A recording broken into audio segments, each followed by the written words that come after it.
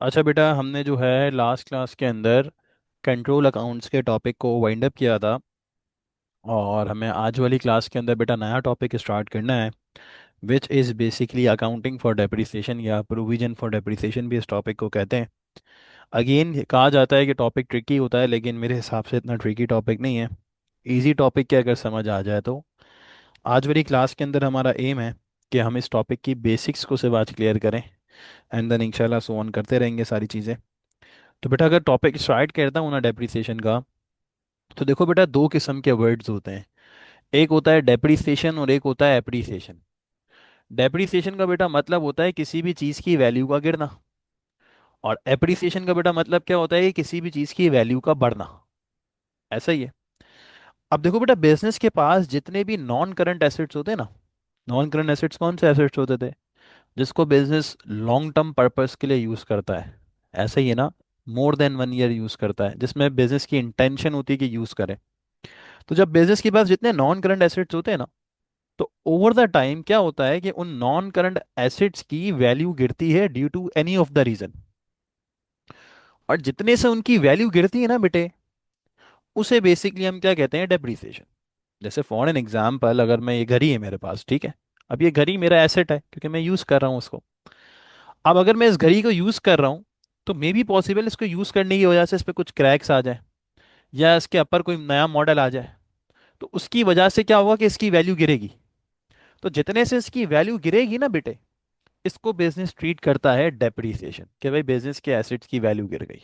तो इसीलिए बेटे डेप्रिसिएशन का मतलब क्या होता है, fall in the value of non current asset over it's useful life. Non current assets की वैल्यू का गिरना उसकी पूरी यूजफुल लाइफ में। तो डेप्रिसिएशन का मतलब तो हमें बेटा क्लियर हो गया। अब बात सारी ये है कि हम डिस्कस करते हैं कि डेप्रिसिएशन के रीजंस क्या होते हैं बेटे। पहला रीजन तो हमने डिस्कस किया कि भाई यूज करने की वजह से वैल्यू गिरती है। जैसे अगर मेरे पास ये आईपैड है, अगर मैं इस आईपैड को यूज करूंगा, तो हो सकता है यूज करने की वजह से ये गिर जाए, या कुछ खराब हो जाए, कोई चीज, बटन खराब हो जाए, कुछ भी खराब हो जाए। तो ऑब्वियसली इसकी वैल्यू गिर जाएगी। तो यूज करने की वजह से जो वैल्यू गिरती है उसे अपन क्या कहेंगे, डेप्रिसिएशन। तो डेप्रिसिएशन का जो पहला फैक्टर होता है ना, वो होता है वियर एंड टीयर। बेटे वियर एंड टीयर का मतलब होता है यूजेज, कि यूज करने की वजह से उसकी वैल्यू गिर गई।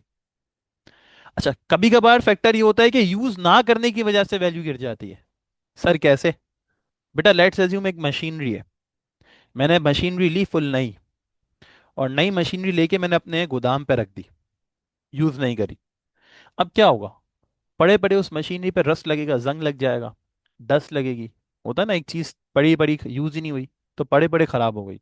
क्यों? क्योंकि उसको यूज ही नहीं किया।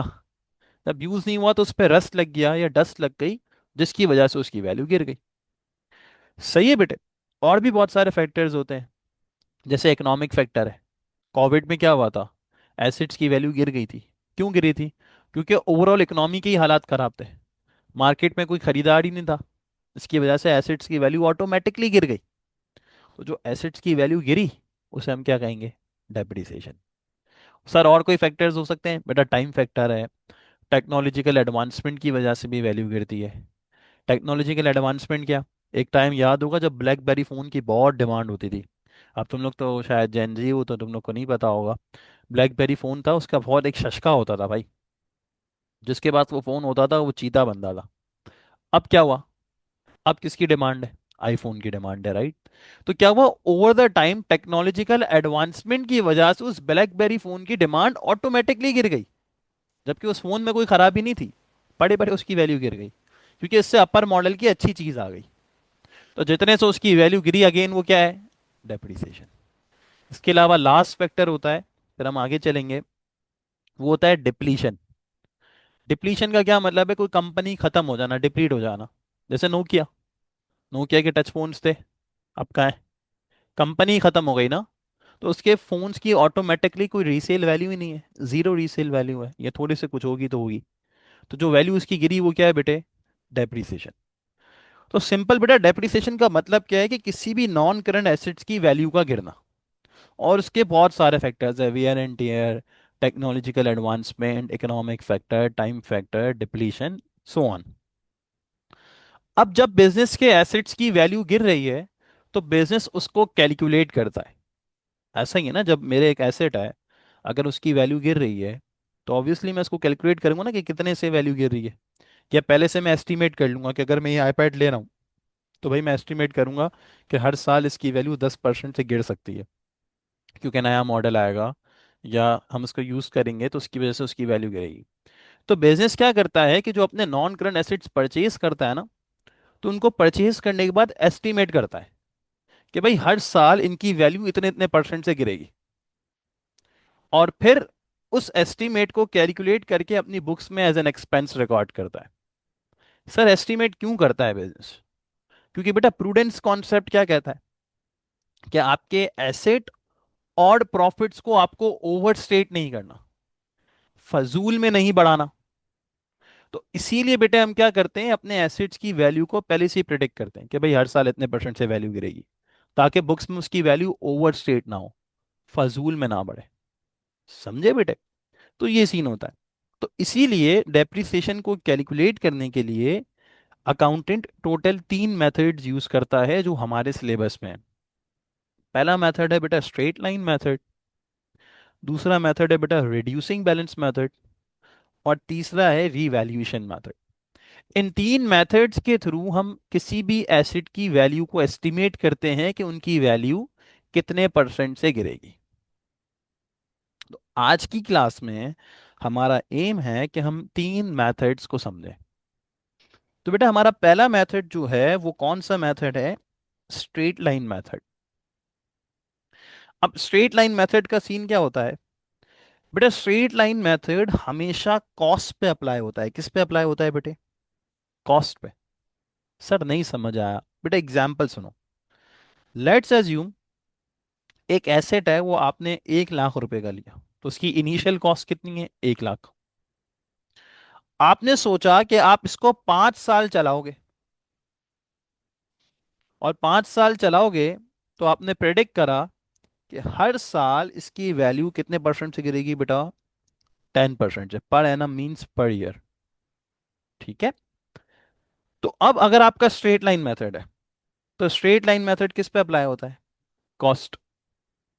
बेटा आपकी कॉस्ट कितनी है? 100,000। तो अगर आपको पहले साल की डेप्रिसिएशन निकालनी है तो आप क्या करोगे? 100,000 का 10%, जो कितना आ जाएगा? 10,000। अगर आपको दूसरे साल की डेप्रिसिएशन निकालनी है तो अगेन आप क्या करोगे? किस पे अप्लाई होता है बेटे? कॉस्ट पे। तो 100,000 का 10%, 10,000। अगर आपको तीसरे साल की निकालनी है तो अगेन स्ट्रेट लाइन मेथड बेटा किस पे अप्लाई होता है? कॉस्ट पे। कितना आ जाएगा बेटे? अगर आपको ईयर 4 की निकालनी है तो अगेन स्ट्रेट लाइन मेथड किस पे अप्लाई होता है? कॉस्ट पे। तो क्या हो रहा है कि स्ट्रेट लाइन मेथड में हर साल डेप्रिसिएशन सेम रहती है। क्यों? क्योंकि हम रेट को बेटा किस पे अप्लाई करते हैं? कॉस्ट पे अप्लाई करते हैं। सही है बेटे? तो आप देख रहे हो इसमें हर साल डेप्रिसिएशन क्या रह रही है? सेम रह रही है बेटा। तो ये सबसे आसान मेथड है, इजी टू कैलकुलेट है।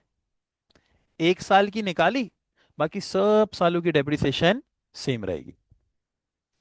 तो टोटल 5 सालों की डेप्रिसिएशन कितनी आई बेटा? 50,000। इसको हम टोटल डेप्रिसिएशन कहते हैं, लेकिन अकाउंटिंग टर्म में टोटल डेप्रिसिएशन नहीं कहते। एक फैंसी वर्ड यूज होता है। कौन सा fancy word? Accumulated depreciation. Accumulated means total depreciation. तो टोटल डेप्रिसिएशन का एक फैंसी वर्ड यूज होता है विच इज अक्यूमुलेटेड डेप्रिसिएशन। तो स्ट्रेट लाइन मेथड के थ्रू अगर मैं डेप्रिसिएशन कैलकुलेट कर रहा हूं तो हम उसमें क्या करेंगे? रेट को कॉस्ट पे अप्लाई कर देंगे, और 1 साल की जब डेप्रिसिएशन आएगी तो बाकी सब सालों की डेप्रिसिएशन क्या रहेगी भाई? सेम रहेगी। समझे बेटे? This is what straight line method is. अच्छा सर, व्हाट इफ ये आपको रेट नहीं दिया हुआ, ये 10% आपको नहीं बताया एग्जामिनर ने, तो फिर क्या होगा? तो बेटे अब इसमें आप लोग को एक दिमाग लगाना है। इसमें मैं आप लोग को एक छोटे सा एग्जाम्पल देता हूँ। अच्छा, एग्जाम्पल ये है कि लेट्स अज्यूम एक एसेट है, वो आपने 1 लाख का लिया। कितने का लिया है बेटे? 1 लाख। उसकी जो स्क्रैप वैल्यू थी ना बेटा, वो 20,000 थी। अब सर स्क्रैप वैल्यू क्या है? 2 मिनट दो, समझा रहा हूँ। और आपने उसको 5 साल चलाया है। एग्जामिनर ने आपसे सवाल किया है कि सर इसकी डेप्रीसिएशन मुझे निकाल के दिखाएं। अब सर हम सबसे पहले ये डिस्कस करेंगे कि what is scrap value.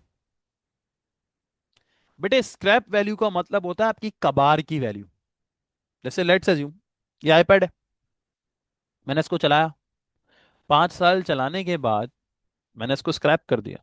Scrap का मतलब क्या है? कबाड़ में बेच दिया। तो कबाड़ में चीज वैल्यू के हिसाब से नहीं बिकती, वजन के हिसाब से बिकती है। अगर इसका वजन ज्यादा होगा तो ये ज्यादा महंगा बिकेगा, वजन कम होगा तो कम बिकेगा। लोहा भी वजन के हिसाब से बिकता है ना भाई। तो क्या होता है, कंपनीज क्या करती हैं, अपने एसेट को फुली यूज करने के बाद स्क्रैप कर देती है। कबाड़ वाले को बेचती हैं, जो अपन बेचते थे ना रद्दी वाले को, कॉपियों से पेपर फाड़ फाड़ के बचपन में। तो वो वाला सीन है। तो उससे बेच के जो पैसे मिलते हैं ना, उसे कहते हैं स्क्रैप वैल्यू। कि भाई इसको फुली यूज करने के बाद भी अगर मैं इसको बेचता हूं ना, तो कबाड़ की इतनी वैल्यू आ जाएगी। ठीक है। तो मैंने एग्जांपल क्या दी कि एक एसेट है जो मैंने कितने का लिया, 1 लाख। पूरे 5 साल उसको चलाया, फुली यूज कर लिया, और इसके बाद जब इसको स्क्रैप कर दिया, तो स्क्रैप करने से इसके पैसे कितने आ रहे थे? 20,000। अब देखो बेटा, लिया कितने का था? 1 लाख। फुली यूज करने के बाद भी पैसे कितने आ रहे हैं? $20,000 आ रहे हैं सर। यानी कि क्या मैं ये कह सकता हूं कि टोटल 5 सालों में इसकी वैल्यू 80,000 से गिर गई है। यानी जो इसकी 5 सालों की टोटल डेप्रिसिएशन है, अक्यूमुलेटेड डेप्रिसिएशन है, वो कितनी है? 80,000। क्योंकि एक चीज लाख की ली और वो 20,000 की बिक रही है। ऐसा ही। तो उसकी जो है वैल्यू कितने से गिरी पूरे 5 सालों में? 80,000 से। तो सर अगर मुझे इसकी 1 साल की डेप्रिसिएशन निकालनी है तो मैं क्या करूंगा? 5 साल की 80,000 है, तो डिवाइड बाय 5 कर दिया, तो 1 साल की कितनी आ गई? 16,000। तो ईयर 1 की 16, ईयर 2 की 16, ईयर 3 की 16, ईयर 4 की 16 और ईयर 5 की 16। तो इस तरह टोटल 5 सालों की डेप्रिसिएशन कितनी आ गई? 80,000। तो क्या हुआ, स्ट्रेट लाइन में हर साल डेप्रिसिएशन क्या रही बेटा? सेम रही। तो मैंने क्या करा, मैंने जितने का लिया था उसमें से जितने पैसे आ रहे थे उसको माइनस करा। तो मुझे पता चल गया कि 5 सालों में इसकी वैल्यू 80,000 से गिरी है। डिवाइड बाय 5 करा तो मेरे पास आ गया कि 1 साल में इसकी वैल्यू 16,000 से गिरी है। सिंपल। समझे बेटे? तो ये मैंने क्या करा बेटा, ये मैंने एक फॉर्मूले के थ्रू निकाला। बेसिकली मैंने आपको ये फॉर्मूले की डेरिवेशन समझाई। मैंने क्या करा, कॉस्ट में से स्क्रैप वैल्यू को माइनस करा और यूजफुल लाइफ से डिवाइड कर दिया। तो मेरे पास 1 साल की डेप्रिसिएशन आ गई कितनी बेटे? 16,000। तो अगर बेटे स्ट्रेट लाइन मेथड के अंदर आपको ये परसेंटेज एग्जामिनर ना देना, तो फिर आप ये फॉर्मूला यूज करके डेप्रिसिएशन को कैलकुलेट करते हो। और ये फॉर्मूला कैसे आए, ये मैंने आपको भी कॉमन सेंस के थ्रू पहले डेरिवेशन समझाई और फिर मतलब बताया। दिमाग यही कह रहा था ना कि लाख की एक चीज और 20,000 की स्क्रैप हो रही है, तो 80,000 से उसकी वैल्यू गिरी है। 1 साल की निकालनी है तो डिवाइड करा दो बाय नंबर ऑफ ईयर्स। तो ये मैंने फॉर्मूले की फॉर्म में लिख दिया भाई। तो अगर तो परसेंटेज दी हुई है, तो आपने कॉस्ट पे अप्लाई करते जाना है। और हर साल डेप्रिसिएशन क्या रहेगी? सेम। टोटल डेप्रिसिएशन को आप क्या कहोगे? Accumulated depreciation. और अगर परसेंटेज नहीं दी, तो आप फॉर्मूला लगा लो। हाँ, यहाँ पे एग्जामिनर आपको कंफ्यूज करने के लिए डिफरेंट वोकेबलरी वर्ड्स यूज कर सकता है। जैसे कि स्क्रैप वैल्यू को बेटा सैल्वेज वैल्यू भी कह सकता है, या रेजिडुअल वैल्यू भी कह सकता है। मतलब एक ही है बेटे। सिमिलरली कॉस्ट की भी बेटा ये सारे नाम यूज कर सकता है, और यूजफुल लाइफ का भी ये नाम यूज कर सकता है। So this is what straight line method is. तो आज की क्लास में बेटा मैंने सिर्फ आपको ये समझाया कि डेप्रिसिएशन का मतलब क्या है, डेप्रिसिएशन के क्या फैक्टर्स होते हैं, कितने मेथड्स होते हैं। और आज की क्लास में हमने पहला मेथड डिस्कस किया which was straight line method. बेटा हम जो है टॉपिक को ब्रेक डाउन करके पढ़ेंगे। अगली क्लास के अंदर हमने रिड्यूसिंग बैलेंस मेथड पढ़ना है और रीवैल्यूएशन मेथड पढ़ना है। और फिर इसके बाद हम इसकी अकाउंटिंग ट्रीटमेंट पढ़ेंगे कि भाई इसको डेबिट करना है कि क्रेडिट करना है कि क्या करना है।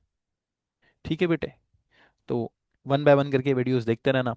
और फिलहाल लेक्चर को कॉपी करो, जा सकते हो। ख्याल रखो अपना बहुत सारा। अल्लाह हाफिज़।